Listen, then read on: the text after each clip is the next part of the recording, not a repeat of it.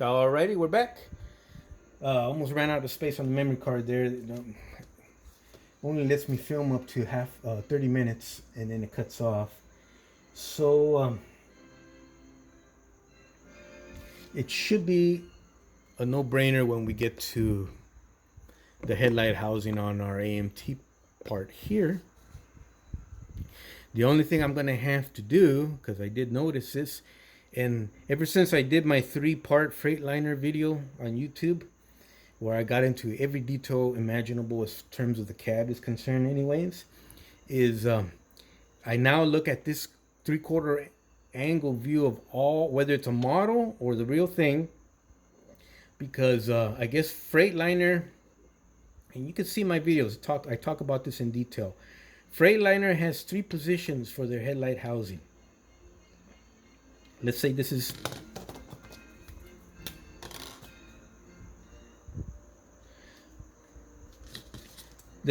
the center of the headlight housing. No, I marked it in red, right in the middle. Well, it has what I call the top, which is up here, the bottom, which is down here, and the middle. And how I can tell is I will match eyeball.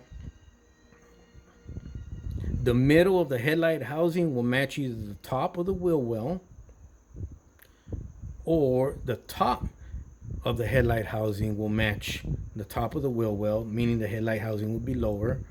And in a couple cases I saw where the bottom of the headlight housing sits up here, so the light sits higher. They're all over the place. The 2 main ones are the 2 top ones. This bottom one was more of a unique feature, but I do remember reading in literature from Freightliner and from some gentlemen on the forums, is these Freightliner cabs came in high versions, and I had the numbers and the nomenclature for that in my videos and on my book. I just forgot to open it right now. The next video, I'll promise I'll have it out. They came in high versions, they came in wide versions, they came with steps or no steps. They're just all over the place. They came with this diagonal rivet, they're everywhere. They came with wider radiators because they had bigger engines and they needed that wider airflow to go through there to cool those bigger engines. It's a unique read on the Freightliners and how they're all over the place, but that's what gives them their magical feature in terms of what we're going to do. Now, getting back to the photographs, I'm going to show you guys the gentleman who of the video that I posted here not too long ago. I'm getting old because the names are already forgetting. I'm forgetting the names, but he did what I'm talking about.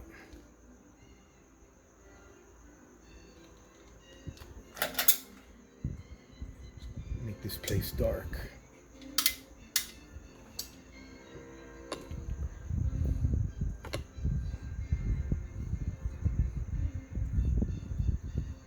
He did a single headlight housing.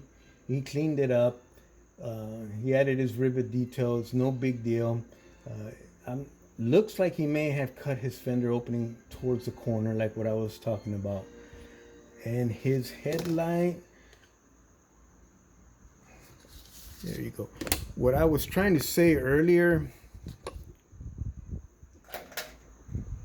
was when Tom Klein went ahead and gave me some suggestions on how to go ahead and fill this in, and I'm going to go ahead and use his technique combined with a couple little things I do sometimes, but it's just perfect.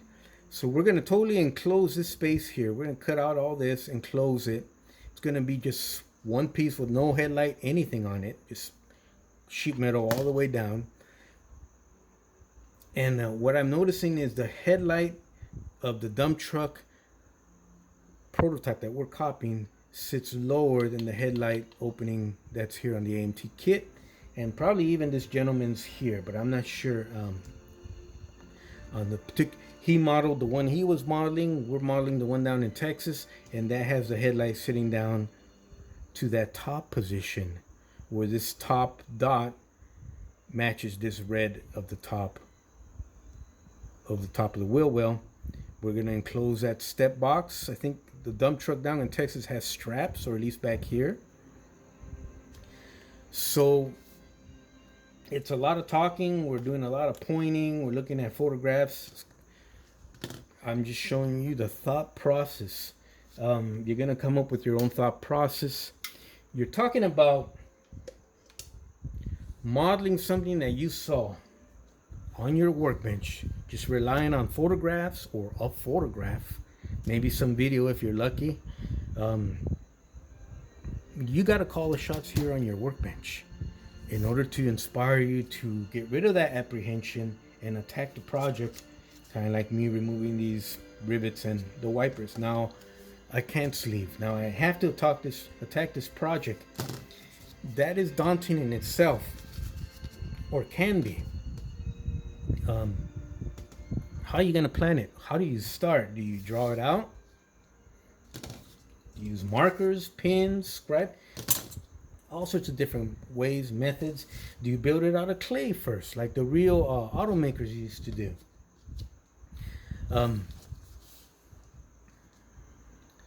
Plan your steps, talk out loud, change where you have to,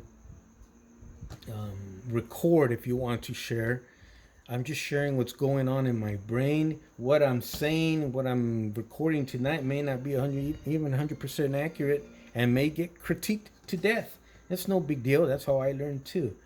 But there is nobody else in here telling me how to do this. There is no book that tells me how to do this. There is no video that shows me to do how to do exactly this. It's all you, big guy. You're gonna have to just figure it out. So hopefully you'll see how I stumble with my words and my explanations, because you'll notice that, hey, I'm doing the same thing he did. It's common. And if you see someone struggling, one of your fellow YouTubers, hopefully you can point it out and he won't take offense to it, and he'll say, oh, okay.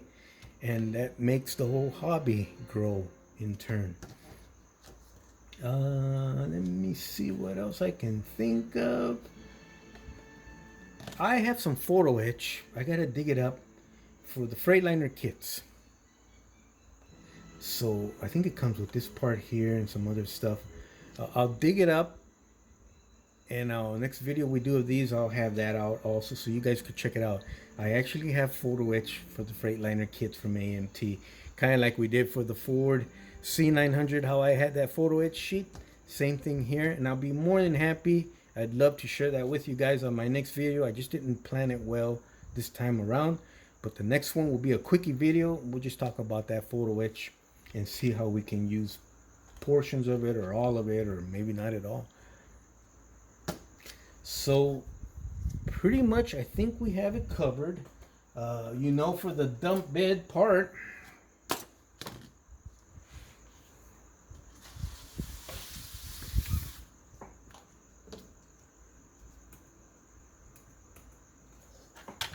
come on.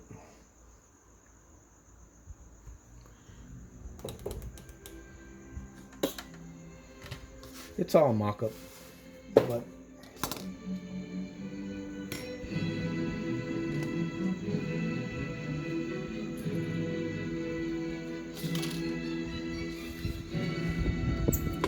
and I absolutely love that front steering axle. I can't say it enough. It's just, it's solid. It's 100%.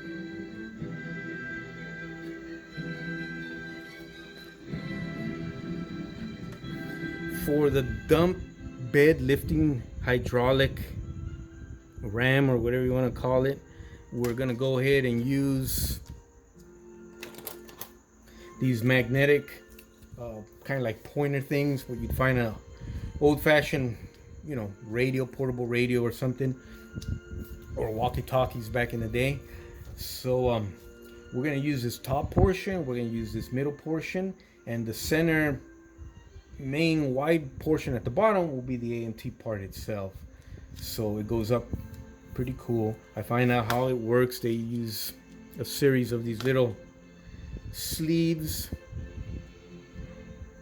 wrapped around the different portions, different sizes for different portions of the antenna thing, And they got little dimples that pop into little holes on the bottom of these guys there. So little holes. And that's what makes the antenna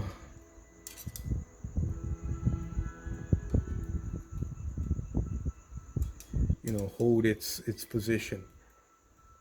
Antenna, pointer, whatever you want to call it. Well, anyways, something like that. There's one inside there already. Well, actually, I didn't think about that. They go on the inside. Oh. Well, we'll figure it out. Anyways, we're going to use this portion up here. We'll cut it to where it has to be cut. But that will be... I should have a loose part here.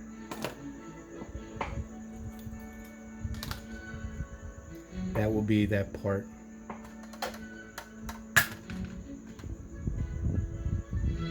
That goes up there. Just give it that nice look. Another thing I'm noticing, and it may be my imagination,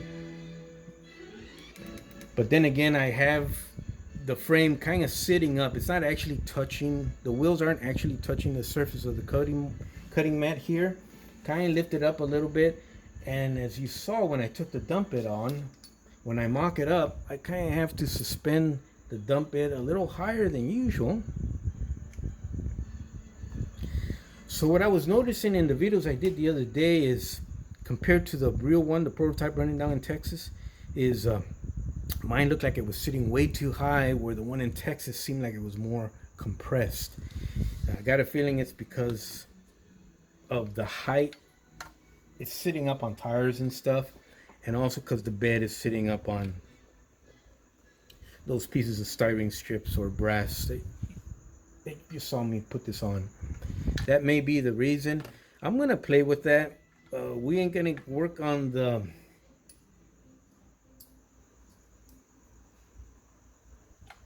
I'll probably address that towards the end of the build.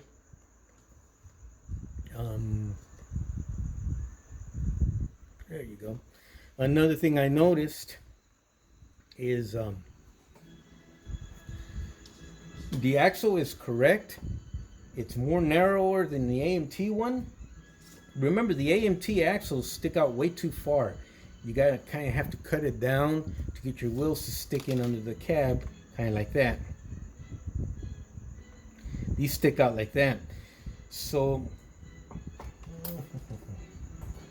inside the white metal casting where the wheels attach to the hub, let's do this right here. Okay. This is the wheel hub itself, or disc brake area, and your front wheel, the rim attaches to this point here. This goes into the rim. So in order to fix that wide tire deal sticking out, what I'm going to probably have to wind up doing, this is not very big on here, is cutting this completely off.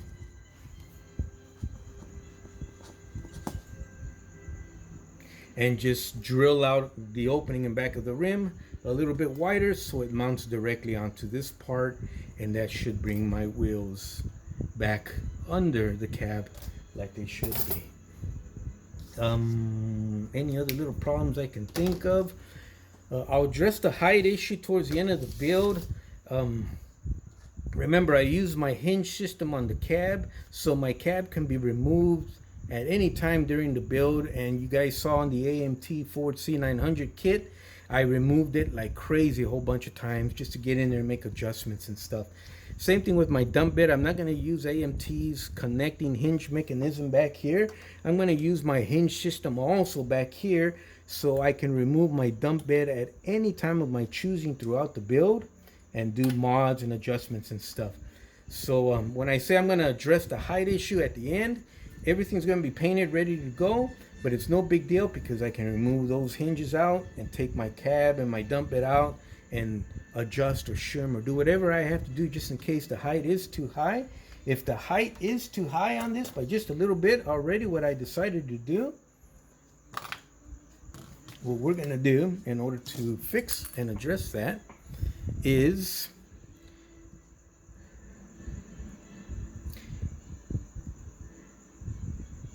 I would remove the differentials, the axles, I'd go back in here and cut off some material, hog out some material from here and here. So when I attach the axles back on with glue, they're gonna sit a little bit more deeper. I'll measure carefully. So when I go and do the same thing to the front axle, I'll use the same measurements. So my truck sits nice, level, and square like it does right now. And on how I'll do the front axle repair or lowering, if it does need to be lowered, is I'll remove these from those brass pins we saw the other day.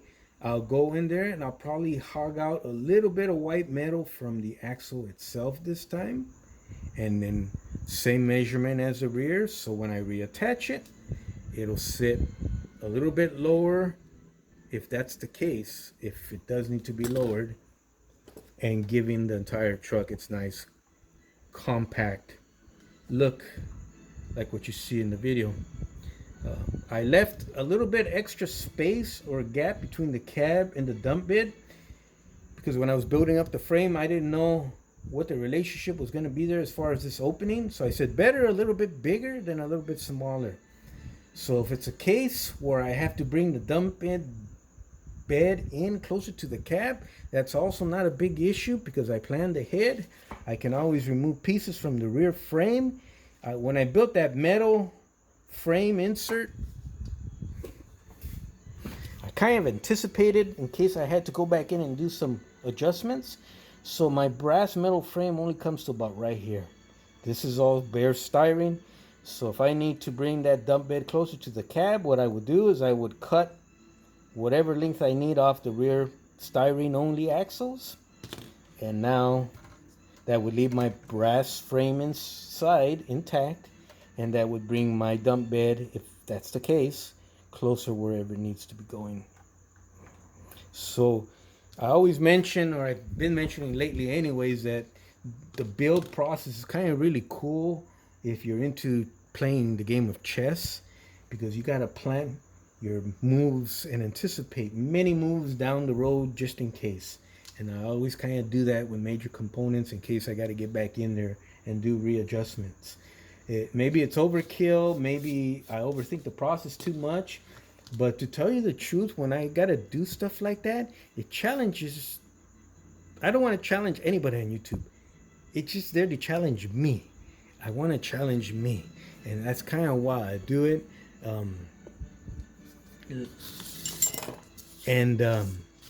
You know, you see me overbuild stuff. I think on the AMT Ford C900 kit, and it didn't need it, but I installed a set screw underneath the cab.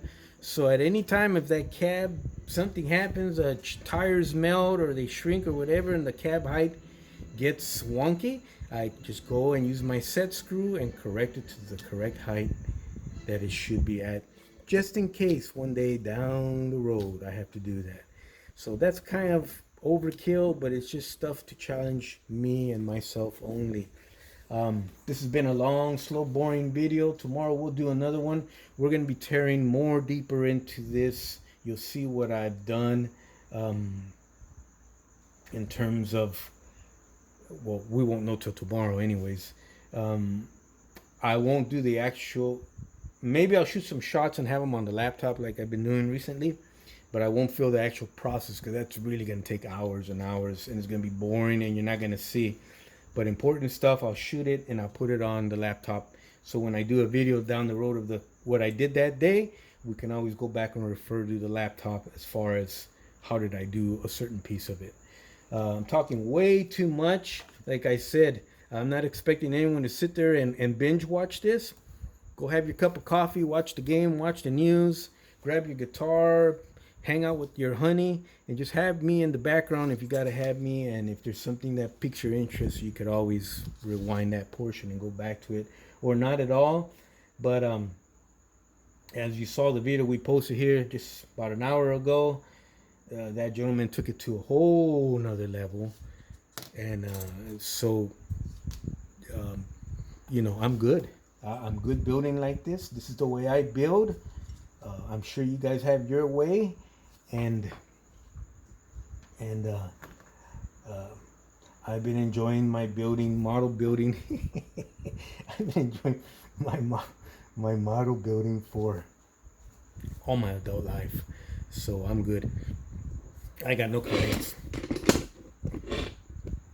So